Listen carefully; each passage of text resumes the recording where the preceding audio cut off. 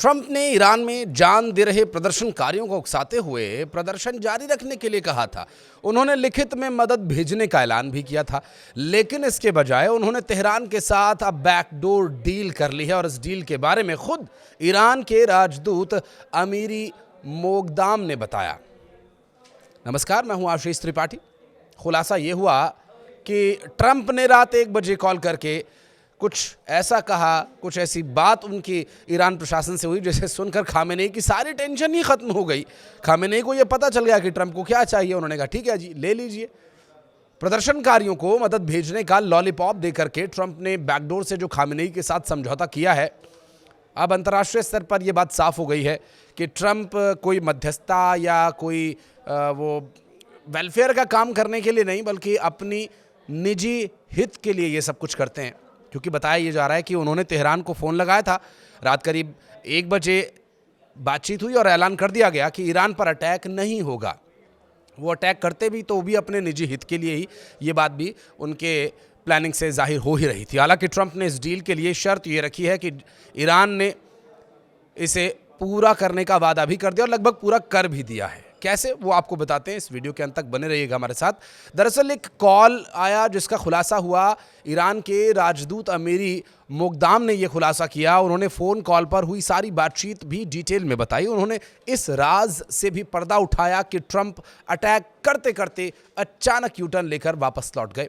और पाकिस्तान में ईरान के राजदूत रजा अमीरी मोगदाम ने ईरान अमेरिका के बीच चल रही टेंशन के बीच ये बड़ा खुलासा किया। उन्होंने ये बताया कि ट्रंप ने व्हाइट हाउस से रात के करीब 1 बजे ईरान को संदेश भिजवाया था कि हम ईरान पर हमला नहीं करना चाहते हैं।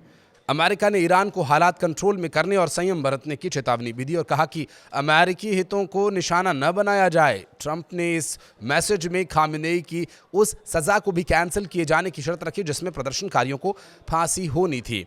इसके बाद ट्रंप का मैसेज सभी अधिकारियों को सर्कुलेट कर दिया गया और जो पाकिस्तान में ईरानी दूत तक भी पहुंचा दिया गया। इसके बाद ईरान की तरफ से सुबह होते ही ऐलान शुरू हो गए कि प्रदर्शनकारियों की फांसी रोक दी गई है। और इस बीच मानवाधिकार के चौंकाने वाले जो दावे हैं, जिसके मुताबिक ईरान में मौत का आंकड़ा बढ़ चुका है और अब तक 3,428 लोगों की मौत हो चुकी है। और इसके अलावा ईरान में इंटरनेट बंद हुए 1 हफ्ते से ज़्यादा का समय हो चुका है।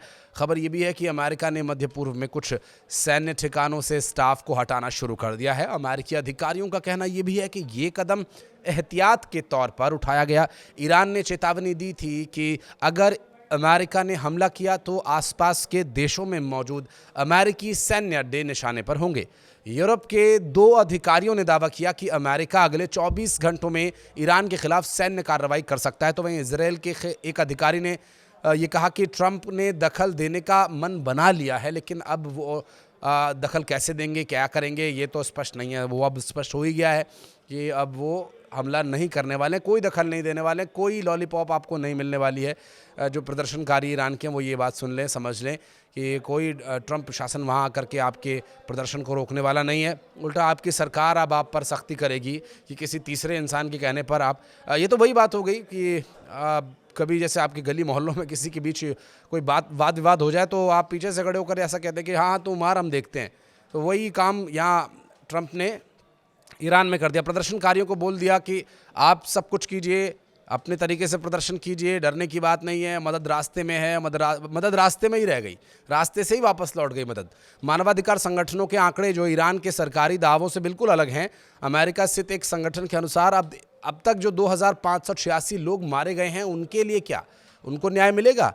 नॉर्वे स्थित संगठन का कहना यह है कि इन मौतों का आंकड़ा 3,428 तक पहुंच चुका है और 10,000 से ज़्यादा लोगों को जेल में डाल दिया गया है। एमनेस्टी इंटरनेशनल ने आरोप लगाया कि ईरान में सुरक्षा बलों ने बिना हथियार वाले प्रदर्शनकारियों पर सड़कों और छतों से गोलियां चलाई हैं। संगठन का कहना यह है कि सिर और सीने को जानबूझकर निशाना बनाया गया और ये कार्रवाई देश भर में एक साथ की गई, जिससे ये साफ होता है कि ये सब कुछ सुनियोजित था।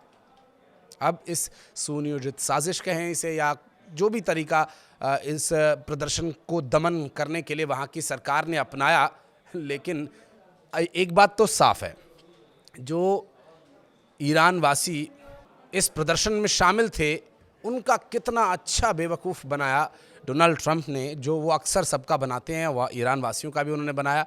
पहले उनकी ही सरकार के खिलाफ उन्हें भड़का दिया, अब उनकी सरकार से वहाँ उनकी डील हो गई है, तो अब वो कुछ कार्रवाई नहीं करेंगे। अब वहाँ की सरकार जो ट्रंप के बहकावे में आकर के वहाँ इतनी हरकतें कर रही थी, उनका क्या हाल होने वाला है, ये तो कुछ दिनों में वीडियोज़ आने लगेंगे और उस पर फिर हम भी आपको वीडियो पहुँचाएंगे कि वहाँ क्या हो रहा है, ट्रंप की लगाई हुई आग का असर क्या दिखाई दे रहा है।